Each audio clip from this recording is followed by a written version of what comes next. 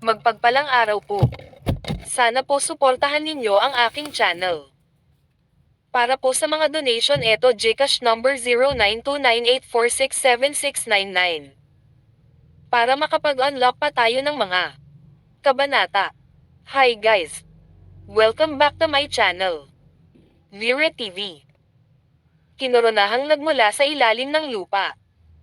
Kabanata 1601 hanggang Kabanata 1605. Kabanata 1601. Matapos bigyang pansin ang ekspresyon ng kalahating matanda, Caspian patuloy, mayroon din akong outstanding fire property. Kapag pinagbuti ko ang isa pang kaharian, ang mahiwagang kapangyarihan na aking nililinang ay magiging isang fire property magical power din. Oh, gaya ng inaasahan, bakas sa mukha ng kalahating matanda ang isang mukhang interesado. Kung ang mga magsasaka ay nagsasanay ng isang mahiwagang kapangyarihan ng parehong kalikasan, magiging madaling isara ang distansya sa pagitan nila. Ang ganitong uri ng pakiramdam ay medyo katulad noong nakilala ng isang tao ang kanyang mga kapantay mula sa labas ng mundo. Pagkatapos sabihin ang mga salitang ito, Caspian malinaw na naramdaman na muling nagbago ang tingin sa kanya ng kalahating matanda. Naroon ang pagpapahalaga, gayon din ang pagmamahal at pag-aalaga ng mga nakatatanda sa kanilang pagtingin sa nakababatang henerasyon. Nang makita ang eksenang ito, Caspian ay mas tiwala sa plano sa kanyang puso. Bukod dito, Caspian ay hindi nagsisinungaling. Ang kanyang ari-arian sa sunog ay talagang namumukod-tangi. Bilang karagdagan, ang kanyang magaan na ari-arian, pag-aari ng tubig, ari-arian ng lupa, at iba pang mga pag-aari ay pawang namumukod-tangi. Sa susunod na sandali, Caspian pinihit ang palso at may inilabas na inihanda. Sinabi, dahil kailangan kong palakasin ang ari-arian ng apoy, dapat kong bigyang pansin ang mga likas na mahalagang materyales sa bagay na ito kaysa sa iba. Lang araw na ang nakalipas, nakuha ko ang ilan sa mga nakal-alasong buntot ng Red Willow Fire Scorpions. Bagamat puno ng lason ang mga nakal-alasong buntot, ang lason sa apoy ang higit na nangangailangan ng konstitusyon ng ari-arian ng sunog. Hanggat maaari silang gawing elixir upang mapabuti ang ari-arian ng sunog, hindi ito magiging mahirap. Mula rito, Caspian kitang-kita ang isang kislap ng liwanag na kumikislap sa mga mata ng kalahating matanda. Malinaw, naintindihan ng half-elder kung ano Caspian sinadya. Kahit na ang kanyang sigla ay naubos na ngayon, ang nakal-alasong buntot ng Red Willow Fire Scorpion ay hindi papayag na umunlad pa siya sa landas ng immortality. Ngunit mayroon siyang mga angkan. Kailangan din ito ng nakababatang henerasyon sa angkan. Higit pa rito, bihirang makakita ng a heaven treasure o earth treasure na maaaring magpapataas ng elemental na katangian ng katawan ng isang tao. Talagang hindi madaling makuha ito. Nang makitang natutokso ang kabilang panig, Caspian diretsong bumaba sa hagdan para sa kabilang panig. Nagpino ako ng ilang elixir. Pagkatapos kunin ang mga ito, ang epekto ay mahusay. Ngunit alam mo, Elder, ang epekto ng ganitong uri ng natural na mahalagang material ay ang pinakamalaking kapag kinuha ito sa unang pagkakataon. Sa bandang huli, kapag mas ginagamit ito, mas malala ang magiging epekto nito. Kung patuloy kong ubusin ito, hindi ako mapapabuti. Matapos makatanggap ng patnubay mula kay Elder ngayon, naisip ko na mas mabuting ibigay ito kay Elder para pasalamatan si Elder kaysa itago ito sa aking mga kamay at maging walang silbi.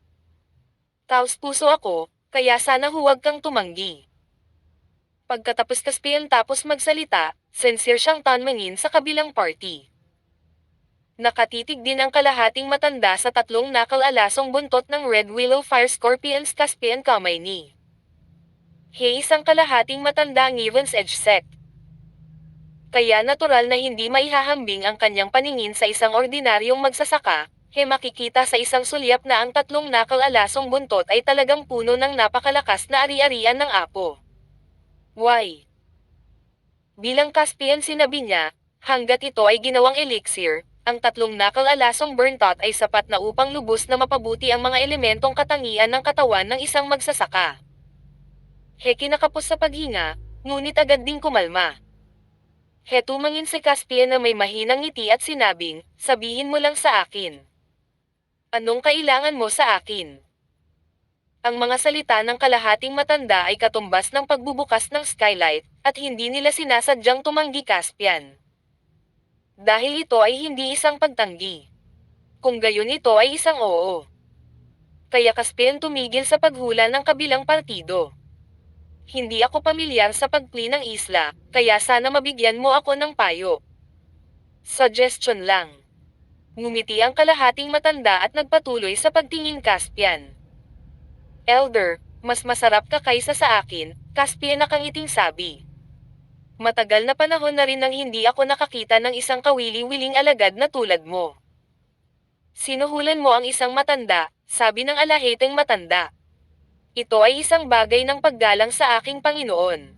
Caspian binigyang in. Paano matatawag na suhol ang suhol sa pagitan ng magmagsasaka? Oo, oo. Ang kalahating elder ay hindi tumayo sa seremonya kasama Caspian. Hainabot niya ang tatlong nakal-alasong buntot ng Red Willow Fire Scorpion at itinuro ang tatlong isla sa Enmapa. Sa katunayan, tama ka. Ang mga islang ito ay ibinigay para sa mga disipulo ng Avonlea Spirit Realm na linangin ay hindi natural na nabuo, at lahat sila ay sinusuportahan ng pagbuo ng sekta. Kailang Caspian narinig niya ito, tahimik siyang tumango. Ito talaga ang nahulaan niya. Sa katayuan Nivens Edge Sect, paano nila ikot ang isang lugar sa dagat kung gusto nila at pagkatapos ay sasabihin sa mga alagad Nivenly Spirit Realm? Bueno, ito ay para sa iyo. Likaw na mismo ang pumili. Alam din ng mga individual na magsasaka na kailangan nilang humanap ng pinagpalang lugar para sa paglilinang. Bilang pinakamalaking sekta sa Upper Kingdom, syempre, mas naunawaan ng Edge Sect ni Avon ang prinsipyong ito. Bukod dito, ang espiritual na chi ng pinagpalang lupain nahe ang hinahanap ng Edge Sect ng Avon ay magiging mas malakas. Hindi kalabisan na sabihing kinukuha nila ang kapalaran ng langit at lupa. Nagpapatuloy din ang pagsasalaysay ng kalahating matanda, sa kasabihan, may bukal sa mata ng bukal, at mayroon ding sanga. Ang libu-libong isla na nakaayos ay parang isang malaking bukal na nabuo ng maraming bukal.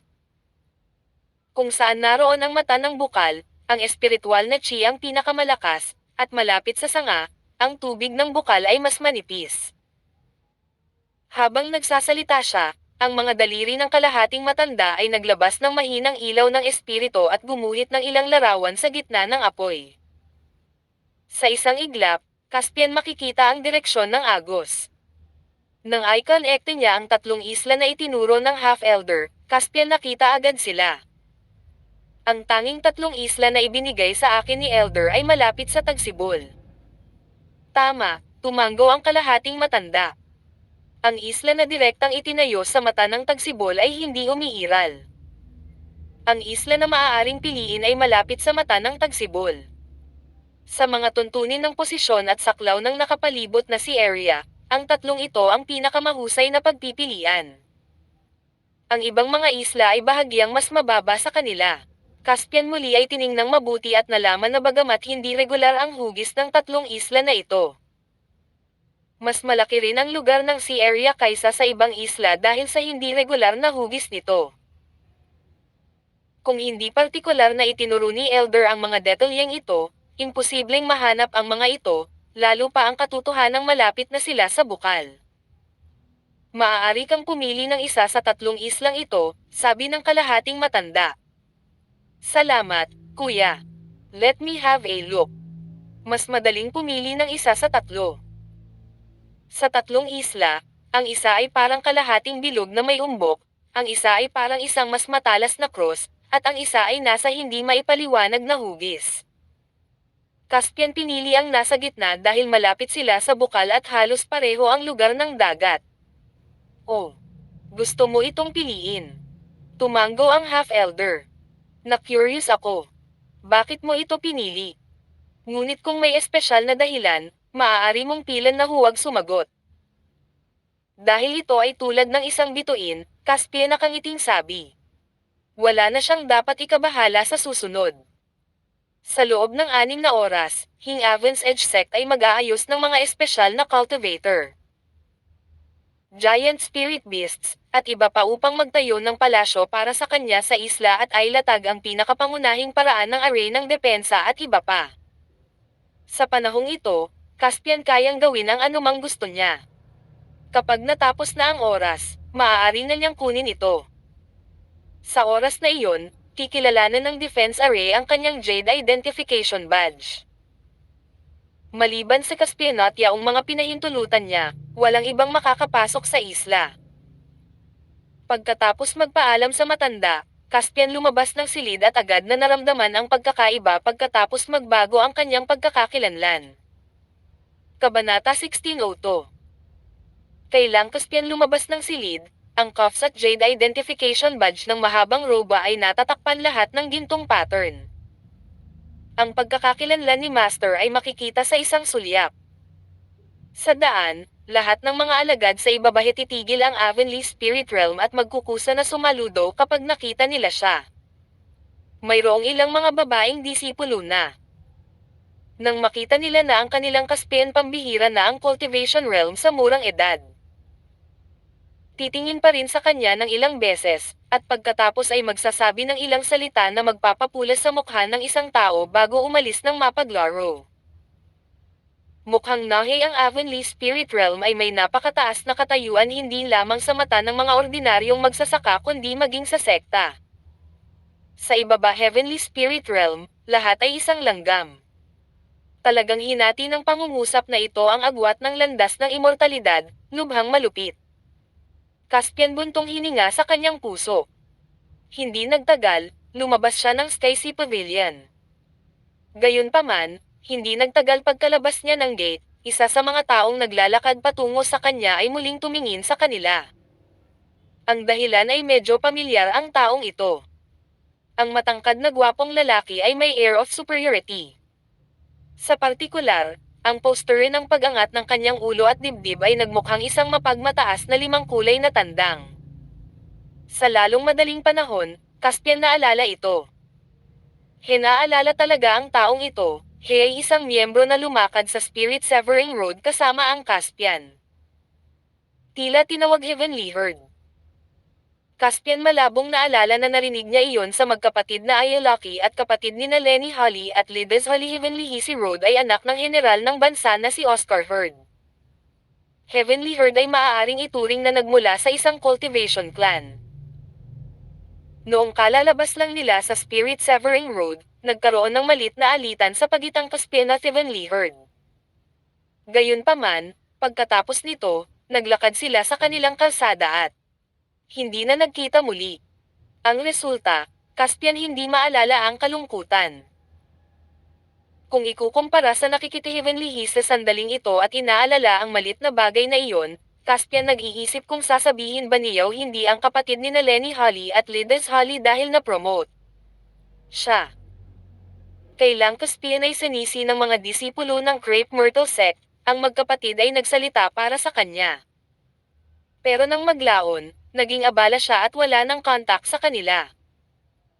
Si Caspian ang presyo ni Kuya, parang may tinatagong sakit ang magkapatid. Hindi alam kung ano ang kanilang ginagawa ngayon.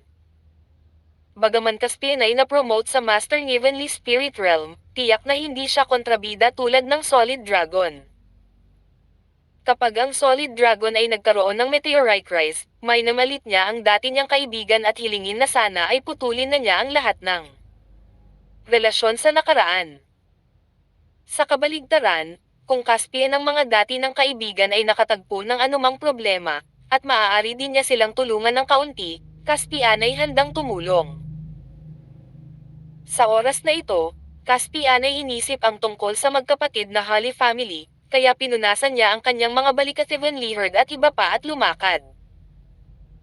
Heavenly hindi nag-iisa si Rhodes sa oras na ito, may kasamang 2 alagad ng Avon's Edge Sect. Ang mga alagad ng 2 Edge Sect ni Avon ay perho Heavenly Spirit Realm Cultivators. Kagaya ng Caspian, ang isa ay nasa entry level ng unang yugtong Heavenly Spirit Realm, habang ang isa ay nasa kalagitnaan ng antas ng unang yugtong Heavenly Spirit Realm. Bagaman heavenly naglalakad si Rhodes sa pagitan nilang dalawa sa mga sandaling ito.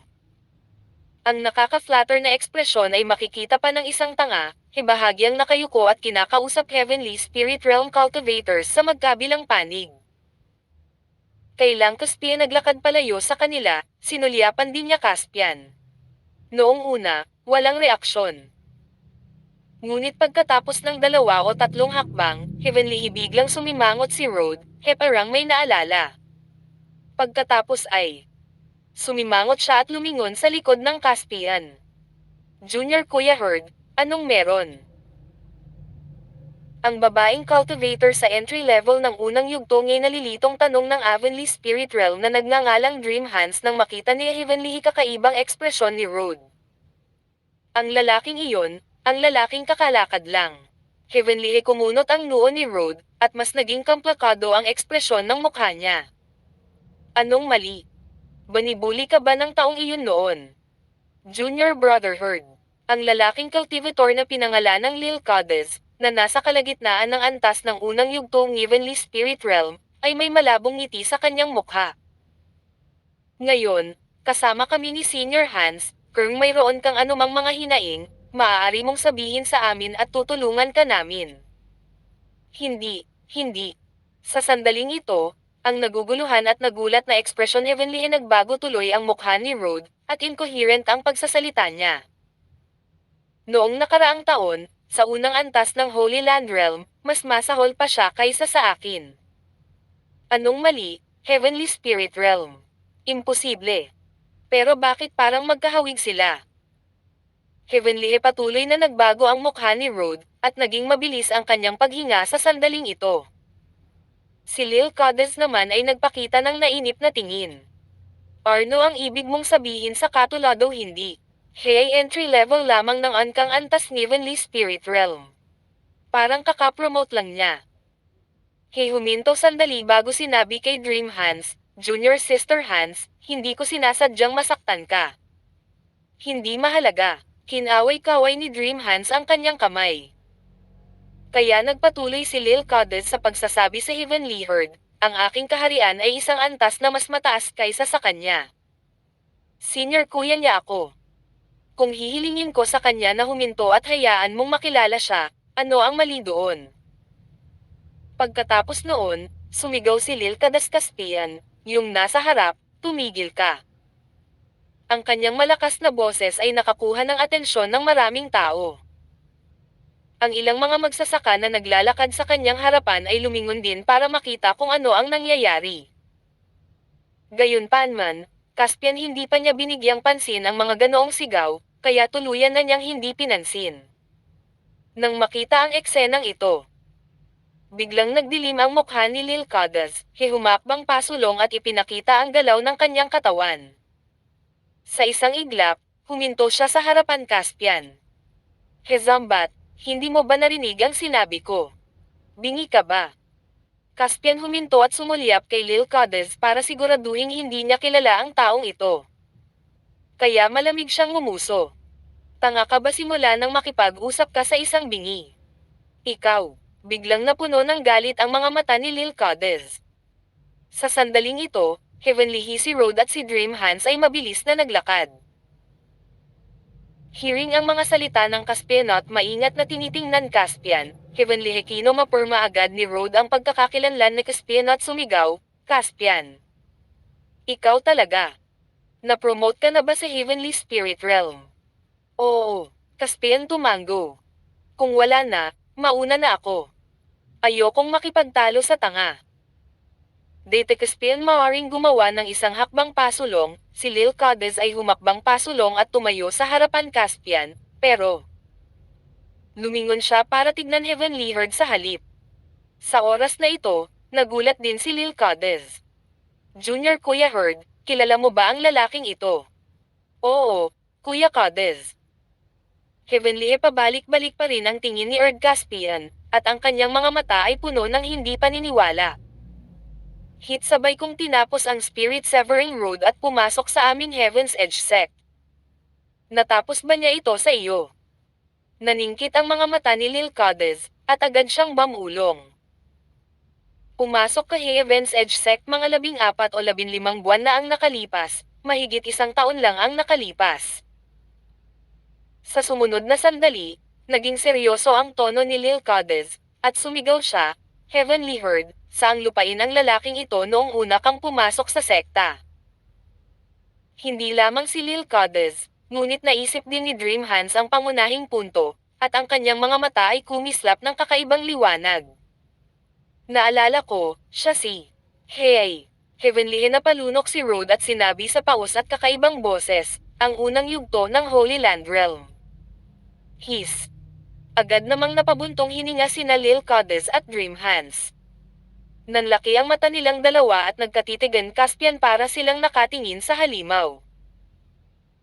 Pagkatapos sabihin ito, Heavenly hindi makagawa ng ingay si Rod, tinitigan Caspian at huminto sa paghinga. Pagkaraan ng mahabang panahon, sa wakas ay nagpakawala ng mahinang sigaw si Dream Hands. Paano? Paano ito posible? Kabanata 1603. Kung wala ng iba, mauna na ako. Caspian at Heavenly hindi pamilyar si Rod sa isa't isa. Ngayon ang pangalawang pagkakataon na nagkita sila. Caspian at Heavenly hindi pamilyar si Rod sa isa't isa. Ngayon ang pangalawang pagkakataon na nagkita sila. Caspian hindi ko pa nakita sina Lil Cadiz at Dream Hands. Hindi nila mapag-usapan ang nakaraan, at hindi sila interesadong makipagkaibigan. Pagkatapos, Caspian naalis na sana. Napabuti mo ang isang buong kaharian. Hindi mo ba ipinapaliwanag sa amin? Maghintay. Biglang nagdilim ang mukha ni Lil Cadiz, at iniunat niya ang kanyang kamay para huminto Caspian. Sa 1 taon. Ipaliwanag mo sa iyo. Caspian natuwa sa kanya. Tumingin sa kabilang partido, Caspian ngumiti sandali at naglabas ng 2 salita. Maliga ka. Heavenly nag-iba agad ng kulay ang mukha ni Rod sa gulat. Mukha ni Rod sa gulat. Mayabang talaga. Hinakiti Caspian ang katapangan ng mga oras na iyon. Nang kalalabas lang niya sa Spirit Severing Road, Caspian hindi nang ahas magbigay ng mukha sa mga disipulo ng Crepe Myrtle Sect. Ngayon na Caspian ay na-promote sa Heavenly Spirit Realm, nang ahas pa siyang pretuhin ang mga kapwa niya disipulo ng ganito. Natigilan si Lil Cadiz noong una. Halatang hindi niya inaasahan iyon Caspian magiging mabangis ang magiging reaksyon. Sa susunod na sandali, natauhan siya, at ang kanyang mukha ay napakadilim na maaaring tumulo ng tubig. Anong sinabi mo? Si Dream Hands ay natigilan din sa oras na ito, at ang kanyang mga mata ay nagpalipat-lipat sa pagitang Caspian at Lil Cadiz. Nakikita iyon Caspian hindi siya pinansin, tinuro ni Lil Cadiz ang sarili at tinuro Caspian. Alam mo ba kung sino ako? Kung may lakas ka ng loob, sabihin mo ulit ang sinabi mo. Isang maladragon na aura ang lumabas sa katawan ni Lil Cadiz. Sa isang iglap, ang kanyang katawan ay tila bumubuo ng isang larangan ng puwersa. Nabaluktot ang kawalan, at maririnig ang mga alon ng parang bakal. Isang nakakatakot na aura ang kusang lumitaw. Caspian bumaba ang tingin ni Lil Cadiz. Pagkaraan ng ilang sandali, ngumiti siya at sinabing, maliga ka, o mamatay. Mukhang sinapian ka ng masamang espiritu. Ang lakas ng loob mong sigawan ang mga kapwa mo disipulo. Tumayo din si Dream Hands at nginisyan Caspian. Nilagay niya ang kamay niya sa likod niya at mabilis na nag-gesture sa gilid. Siyempre, Caspian nakikita ang maliliit na pakulo ng kabilang partido. Kaagad, Caspian pakiramdam ko ay may ilang tao sa karamihan na bahagyang nakatingin sa kanila. Nagnanasa ka lang sa aking walang kamatayang kapalaran Caspian nginisyan at direktang ibinunyag ang inisip ni Lil Cadiz at Dream Hands. Anong kalokohan ang pinagsasabi mo? Bagamat itinanggi niya ito, may kislap na gulat sa mga mata ni Lil Cadiz. Gayunpaman, ang gulat na ito ay mabilis na napalitan ng kahihiyan at galit. Paano mag-promote ang isang alagad na kailangang dumaan sa Spirit Severing Road para makapasok sa sekta? Malamang na nilinang mo ang isang uri ng masamang sining, o sinapian ka ng mga demonyo. How dare you talk so wild here? Ipapaalam ko sa iyo kung ano ang mangyayari sa mga hindi gumagalang sa nakatataas. Sa isang dagandong, inipon ni Lil Cades ang kanyang divine sense at nagmamadaling pumunta Caspian. Sa Heaven's Edge sect, hindi pinahintulutang lumaban ng pribado ang mga disipulo. Kung hindi, ang malaking halaga ng merito ay ibabawas. Gayunpaman, kung ginamit niya ang kanyang banal na kahulugan upang umatake, ito ay magiging napakalihim, na walang iniiwan na bakas. Sa makatuwid, kung mayroong anumang alitan sa pagitan ng mga disipulo, kung gusto nilang turo ng leksyon ang kabilang partido, madalas silang magkaroon ng komprontasyon sa kabilang partido sa kanilang divine sense. Ito ang iniisip ni Lil Cades sa sandaling ito. Bukod dito, ipinagmalaki niya na ang kanyang kaharian ay mas mataas kaysa sa Caspian. Kaakibat ng palihim na pag-atake niya, nang walang anumang abala, tiyak na pahihirapan niya ang kabilang partido ng malaking kawalan.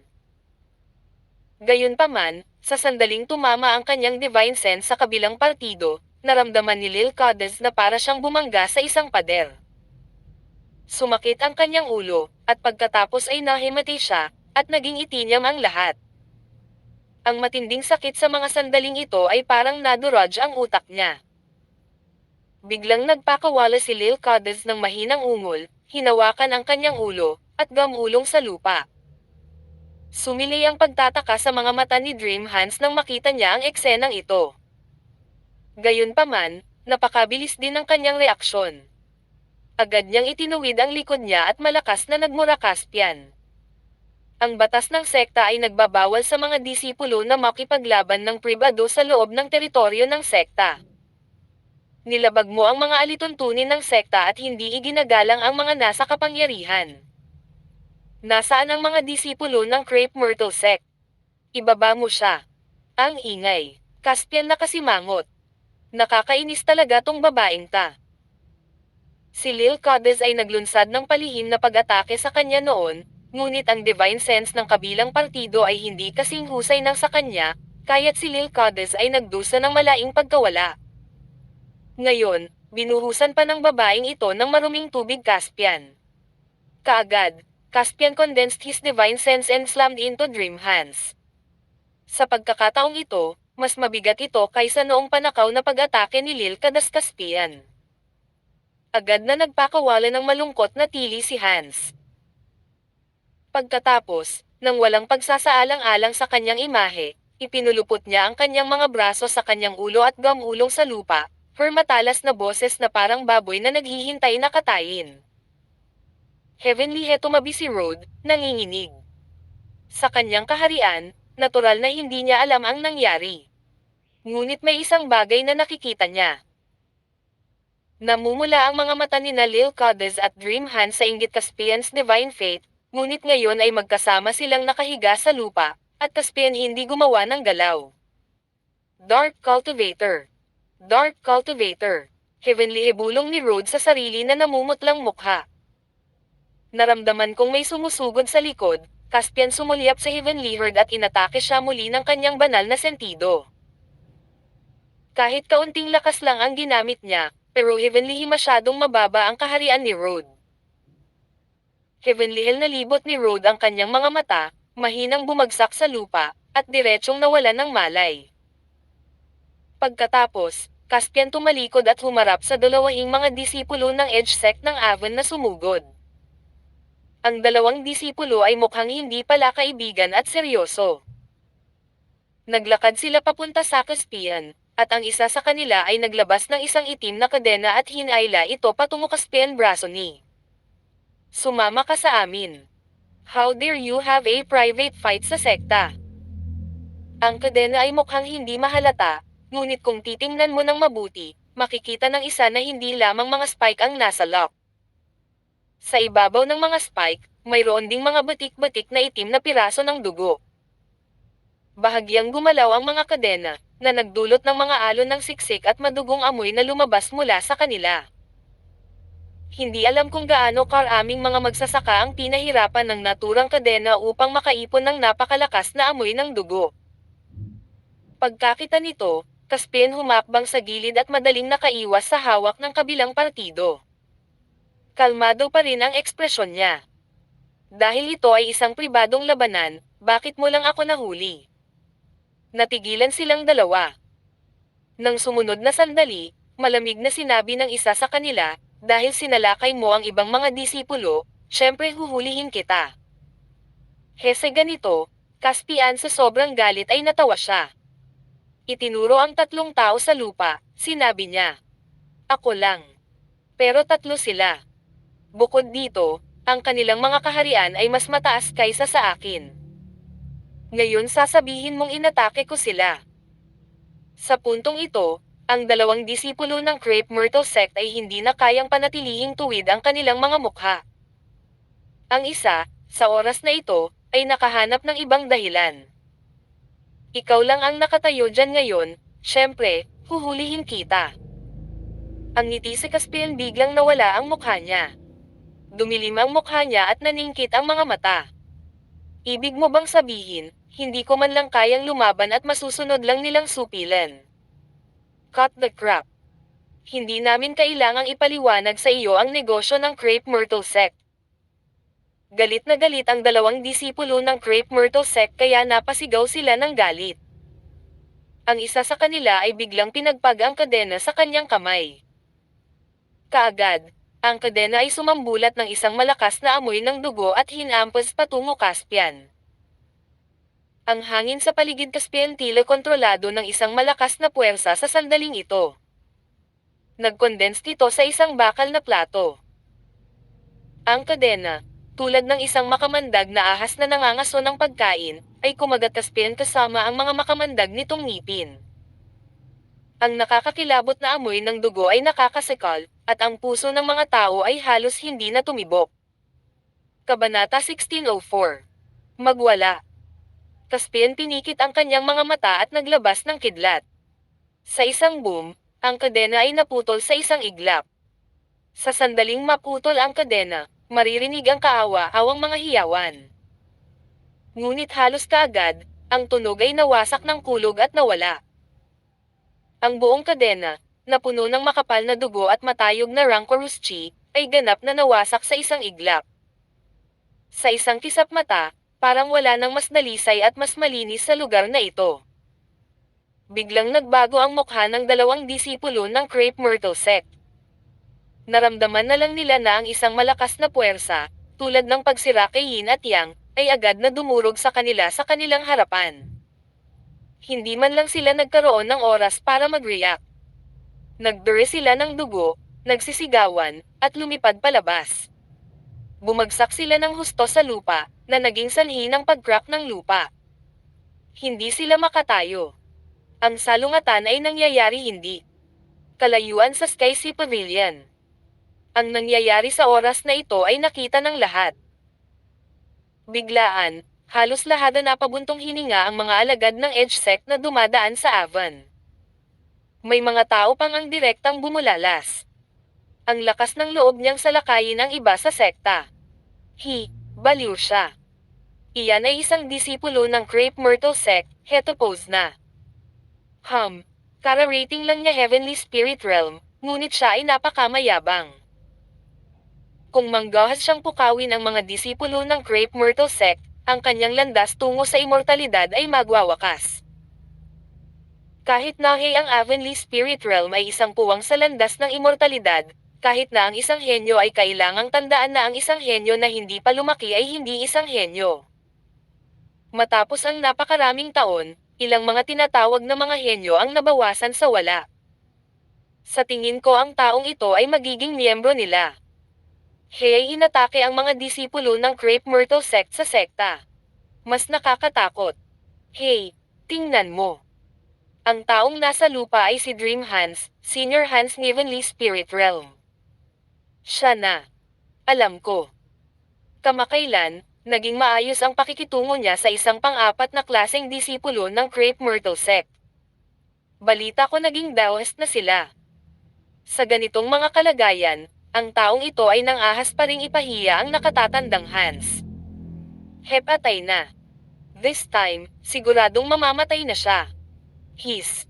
Isang pang-apat na klaseng alagad. Hindi ba iyon ang ikalawang yugtong Heavenly Spirit Realm? Ilang sandali, sunod-sunod na bumulalas ang mga tao, at sunod-sunod na bumangon ang lahat ng uri ng tunog. Gayunpaman, ang kanilang mga pananaw at saloobin ay nakakagulat na pare-pareho. Iyon ay, Caspian tapos na ang nanakit ng iba. Mula sa simula hanggang sa huli, walang pakialam kung ano ang nangyari, kung paano nangyari ang buong proseso. Ngunit sa mata ng Caspian, wala itong dahilan para mapasigaw ang lahat. Hinasaktan lang ang dalawang disipulo ng Crepe Myrtle Sect. Ang kaharian ng mga disipulo ng Crepe Myrtle Sect na pinatay ko ay mas mataas kaysa sa dalawang maliliit na hipon na ito. Sa malamig na sanggot, Caspian na alis na sana. Biglang may lumiwanag na liwanag sa likod Caspian. Kasabay nito, malakas na sumigaw si Lil Cades, huwag mo nang isipin ang pag-alis. Patayin ang 5 aura ng Rosie Dawn. Caspian agad na tumalikod. Kaagad, nakita niya si Lil Cades na iniunat ang kanyang mga kamay at gumawa ng serye ng mga selyo. Sa isang iglap, para bang bagong sumisikat ang araw sa umaga, at ang lilang hangin ay nagmumula sa silangan. Isang napakaganda, malawak, maliwanag, at masiglang aura ang bumungad sa hangin. Sa susunod na sandali, ito ay tulad ng isang sinaunang bughaw na langit na walang katapusan at mabigat at mabigat. Nag-overlap ang lilang liwanag at naging isang nakakatakot na bundok. Ang kahangahangang palasyo ay pinindot Caspian. Ito ang 5 aura na pagpatay ng Rosie Dawn. Magical power, patayin ang 5 aura ng Rosie Dawn. Hindi ba ito ang sikat na mahiwagang kapangyarihan ng Kanluran Heaven King? Bakit ito pinagkadalubhasaan ng disipulong ito? Grabe ito. Ito Heavenly Spirit Realm Disciple ay nag-provoke sa mga alagad ng ika-4 na klase ng Crepe Myrtle Sect. Ngayon kahit na ang ginagalit si Heaven King. Kung hindi siya mamamatay, sino ang mamamatay? Isang kalagitnaan ng antas ng unang yugto na kayang sugpuin ng Heavenly Spirit Realm ang entry level, at ngayon ito ay mahiwagang kapangyarihan sa antas na ito. Tara na. Lumabas na ang resulta. Talagang mamamatay ang lalaki. Hindi kailangang parusahan ng Crepe Myrtle Sect ang lalaking iyon. Habang pinag-uusapan ito ng karamihan, Caspian pinikit at biglang umatake. Taihi Fire Saber. Sheila. Sa isang iglap, kinulayan ng pulang ilaw ang langit at ang lupa na pula. Ang lilang liwanag ay biglang naging napakaliit at nakakaawa. Ang flame severing ay biglang nagunat at tinadtad sa hangin. Naputol ang palasyo sa gitna. Ang lilang liwanag ay sumabog, naging isang itim na butas, at tuluyang nawala. Samantalang si Lil Cades naman ay biglang uminit ang kanyang katawan na para bang kinaladkad lang siya palabas ng apoy. Tumalsik ang dugo sa kanyang bibig at ilong, at agad na lumipad ang kanyang katawan ng 12-12 metro palayo, ibinasag ang lupa at dumulas pasulong ng 12-12 metro bago hanminto. Sa oras na ito, hindi na siya katulad ng dati. Ang bawat bahagi ng kanyang ulo, mukha, at mga paa na nakalantad sa labas ng kanyang damit ay pinaso na itim. Bumulwak ang sariwang dugo, at nagbuga ng umuusok na usok ang kanyang katawan. Naglabas din ang kanyang katawan ng kakaibang amoy ng barbecue. Ngayon, ang eksena ay patay na tahimik. Ang mga alagad na nag-ingay at nag-usap ay lahat ay natulala, hindi makagawa ng kahit isang tunog. Laking gulat ng mga alagad na mas sumigaw noon na halos malaglag na ang mga eyeballs sa kanilang mga mata. Paano? Paano ito posible? Yung lalaki. Nanalo sa isang galaw. Ang lalaking ito. Ngayon lang. Anong uri ng mahiwagang kapangyarihan iyon? Si Lil Cades ay hindi gaanong mahina sa mga ordinaryong panahon, di ba? Makalipas ang mahabang panahon, may nauutol na tunog sa kanilang paligid. Ang tunog ng diskusyon ay puno rin ng pagdududa at hindi paniniwala sa oras na ito. Napatingin ang lahat sa mahina ni Caspian sa sobrang gulat na mga mata. Wala sa kasalukuyan hing mga alagad ng Edge Sect ni Avon ay bulag. Nang gumawa si Lil Cades ng kanyang hakbang ngayon, nakita nilang lahat ito, kaya alam nilang lahat na si Lil Codes ay naglulunsad ng palihim na pag-atake. Ang kanyang kaharian ay isang antas na mas mataas kaysa Caspian's, at ito ay isang palihim na pag-atake. Gayunpaman, ang Kill Codes ay direktang pinalipad sa pamamagitan ng isang galaw ng kalaban, at hindi alam kung siya ay buhay o hindi. Sa gitna ng karamihan, may isang matalas na alagad na makapagsasabi niyan Caspian ay hindi ginamit ang kanyang buong iakas sa lahat. Para akong pumatay ng manok gamit ang kutsilyong baka. Mas madaling talunin si Lil Codes kaysa Kunmain at uminom ng tubig. Ang taong ito ay malinaw na nanalo sa laban sa Rango, ngunit hindi siya mukhang masaya. Sa halip, siya ay mukhang walang pakialam, na parang normal lang sa kanya na tumawid sa Rango. Sa pag-iisip nito, hindi naiwasang manginig ang alagad, tumingin si Caspian at naramdaman iyon Caspian ay mas at mas hindi maarap. Hindi sa mas mahina si Lil Codes, ngunit, ang taong ito. Napakalakas nito na mas malakas pa siya kaysa sa isang ordinaryong unang yugtong Heavenly Spirit Realm Cultivator. Sa wakas, sinabi iyon ng isang tao sa karamihan. Kapag nakilala ng mga disipulo ng sekta ang mga disipulo ng pamilya mga individual na magsasaka, kailangan nilang maging kalahating hakbang na mas mataas kaysa sa kabilang partido, o kahit isang antas na mas mataas. Ito ay isa ng karaniwang tuntunin sa mundo ng magsasaka. Gayunpaman, sa ilalim ng normal na mga pangyayari, kapag nakilala ng mga disipulo ng sekta ang mga disipulo ng sekta, hindi masyadong malaki ang pagkakaiba sa pagitan ng kanilang mga nasasakupan. Sa pangkalahatan, imposible para sa isang mababang antas na martial artist na manalo laban sa isang mataas na antas ng martial artist. Kahit na siya ay nanalo, ito ay karaniwang dahil sa ilang mga espesyal na pangyayari. Halimbawa, ang epekto ng kapaligiran o ang mga dalubhasa. Sa mataas na antas ay malubhang nasugatan at ang kanilang lakas ay lubhang nabonasan. Tungkol naman sa high-level sneak attack ngayon, sa isang iglap, ang mas nataas ng antas na nagsasaka ay nabasag sa isang piraso ng karne ng isang mababang antas na nagsasaka. Karamihan sa mga alagad na naruroon ay hindi nakarinig tungkol dito, lalo pat nakita ito. Sa oras na ito, Caspian nakaramdam ng hindi magiliw na tingin sa kanya, lumingon ang kanyang ulo at agad na sinalubong ng kanyang tingin ang kay Dream Hands. Kabanata 1605. Magulo ang buhok ni Dream Hands, at puno pa rin ng luha sa sakit ang kanyang mga mata. Dahil lang sa gamulong-gulong siya sa lupa ay parang nahihiya na siya sa mga oras ng ito. Ibang-iba ang itsura niya sa dati niyang marangal na imahe. Sa ilalim ng tingin ng lahat, bilang master, hindi normal para sa kanya na hindi maputkaspian dahil siya ay ginawa tulad ng isang malaking katangahan ng kanyang sarili. Gayunpaman, kapag Caspian sumulyap sa kanya nang walang pakialam, sa sobrang takot ay agad niyang ibinaba ang ulo at umiwas Caspian titig ni. Yung eksena nung Caspian hinipan si Lil Codes sa isang galaw lang ang pinakamalapit sa kanya, kaya kitang-kita niya ito. Sa sandaling dumaan sa kanya ang nakakapasong flame severing, naramdaman ni Dream Hands na parang nasunog ang hangin sa paligid niya. Pakiramdam niya ay malapit nang masunog ang kanyang kaluluwa at maging abo. Ganito pa rin si Lil Codes, at ang kanyang kaharian ay mas mababa kaysa kay Lil Codes, na katumbas ng Caspian. Paano siya magiging kapareha Caspian?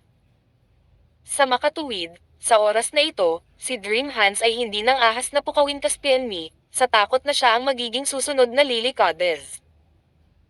Ngunit, lihim siyang nanumpa sa kanyang puso na sa kanyang pagbabalik, kailangan niyang hanapin ang kanyang walang kamatayang kasama para ilabas ang kanyang galit. Her immortal na kasama ay isang ika-4 na baitang disipulong Heaven's Edge sect, na may mataas na posisyon at mahusay na kapangyarihan. Higit pa rito, ang ibig sabihin ng pang-4 na antas na disipulo ay nasa ikalawang antas siyang Heavenly Spirit Realm. Sa ganoong kaharian, hindi pa ba sapat para durugan ng lubusan ang isang magsasaka na kakapasok lang Heavenly Spirit Realm? Napuno ng seg ang puso ni Dream Hands nang maisip niya kung paano maghihiganti ang kanyang walang kamatayang kasama sa lalong madaling panahon. Gayunpaman, hindi siya nang ahas na ipakita ito. Natakot siya nun Caspian makikita sa pamamagitan ng kung ano ang kanyang iniisip at tretuhin siya tulad ng kung paano niyan tretuhin si Lil Cadiz. Sayang naman yung Caspian ngayon pa lang ay malinaw na itang kita ang kasamaan sa mga mata ni Dream Hands. Malinaw sa kanya na kung gusto niyang tamaan ang isang ahas, kailangan niyang tamaan ang 7 pulgada nito, kaya alam din niyang kailangan niyang patayin ng buo ang kabilang partido. Sabi nga sa kasabihan, dapat tanggalin ang ugat, at saka maghukay ng butas. Leon ang katotohanan. Bukod dilito, Caspian ay palaging isinasagawa ang layuning ito ng lubusan. Sa isang hakbang, Caspian naglakad papunta kay Dream Hands. Nang dama po ang kanyang anino sa katawan ni Dream Hands, tila may dala itong napakalaking kapangyarihan. Kaagad, nahirapang huminga si Dream Hands. Agad na bumuhos ang pawis sa bawat butas ng kanyang katawan, na nagbabad sa kanyang buhok. Dumausdas ito sa kanyang pisngi at bumuo ng pool sa lupa. Sa loob lamang ng ilang maikling paghinga ng oras, ito ay kasing haba ng isang siglo para sa Dream Hands. Pakiramdam niya ay malapit ng hanminto ang kanyang hininga, at ang kanyang kaluluwa ay malapit ng maduraj, hing-isipan ay nasa ulirat, na parang umikot ang langit at bumabagsak ang araw at buwan. Tulad ng naramdaman ni Dream Hands na malapit na siyang mag-collapse, Caspian nagtanong.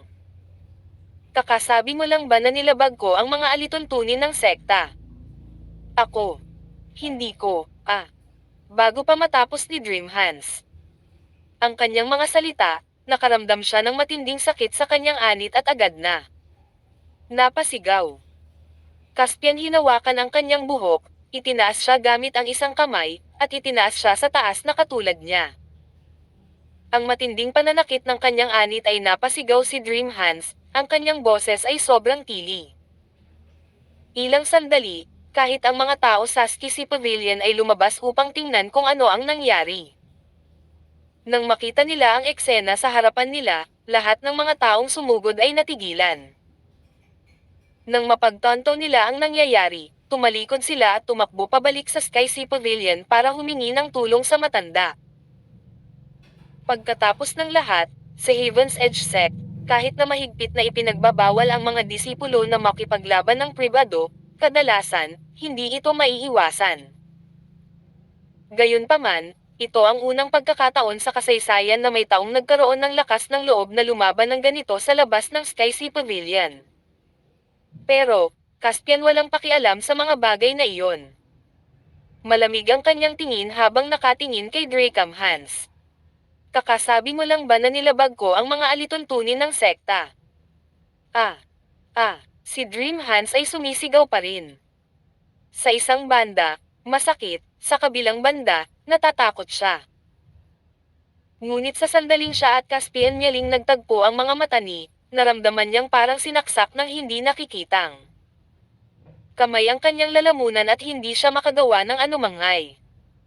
Napuno ng takot, kawalan ng pag-asa, at lahat ng uri ng emosyon ang kanyang utak at puso sa isang iglap.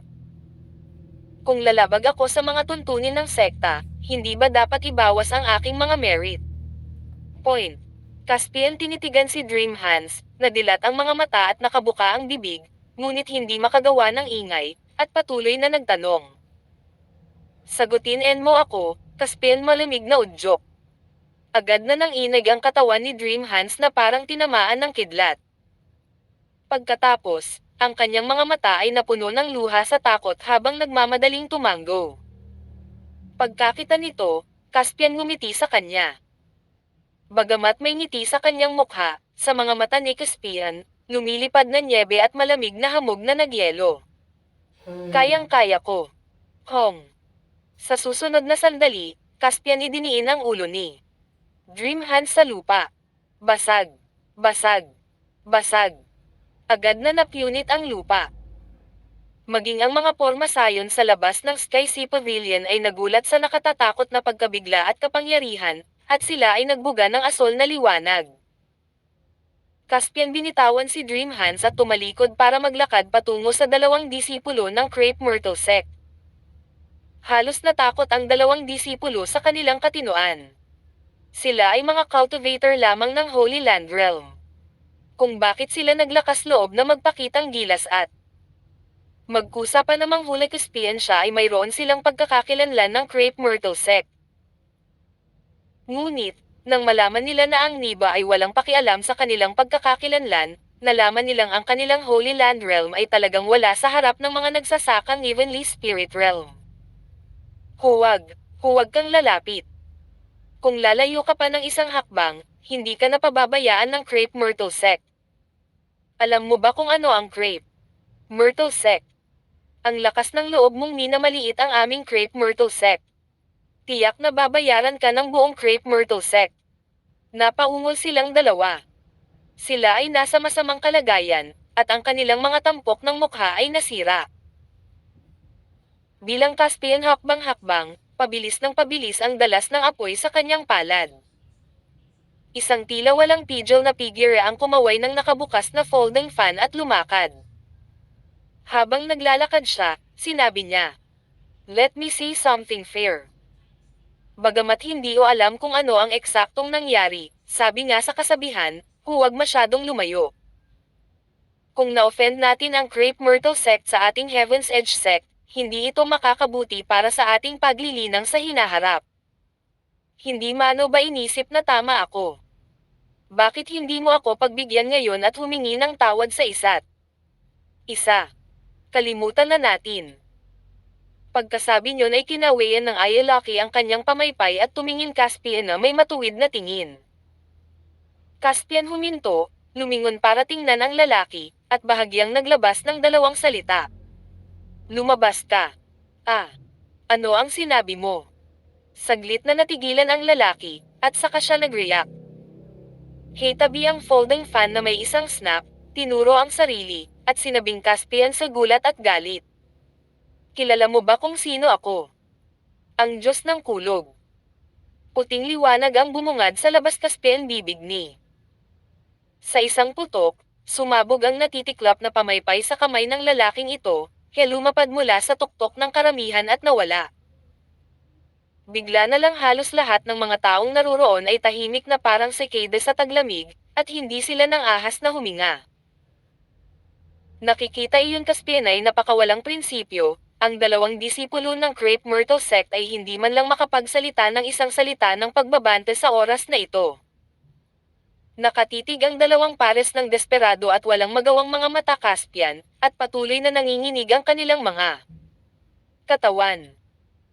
Anong parusa ang makukuha ng mga hindi gumagalang sa kanilang nakatataas ayon sa mga alituntunin ng sekta? Caspian tumingin sa dalawa. Bagamat magaan ang kanyang tono, puno ito ng hindi mapag-aalinlangan ng kamahalan. Maraming salamat po. God bless. I love you mahal.